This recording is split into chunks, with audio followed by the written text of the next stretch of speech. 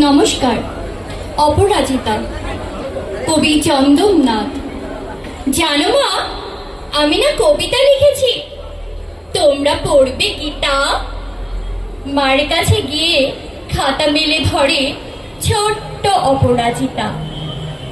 রাগী চোখ মেলে মাতাকে বলে, মাথা কি খারাপ হলো? ছাই পাশ সব না লিখে বড় অঙ্কের খাতা খোলো।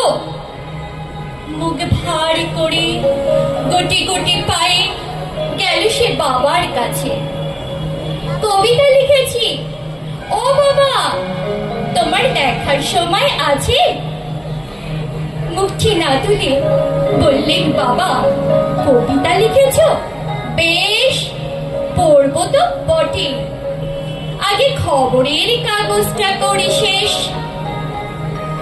অগত্যা গেল সে দিদিটির কাছে, ডাকলো সে, দিদি আয়, দেখ না কেমন ছবিটা এঁকেছি ছোট্ট এই কবিতায়। দিদির দু চোখ টিভি পর্দায় ঝলমলে রোশনায়।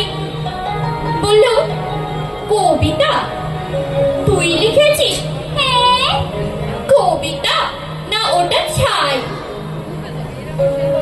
অপরাজিতার চোখ ছল ছল, বুকে কান্নার ঢেউ।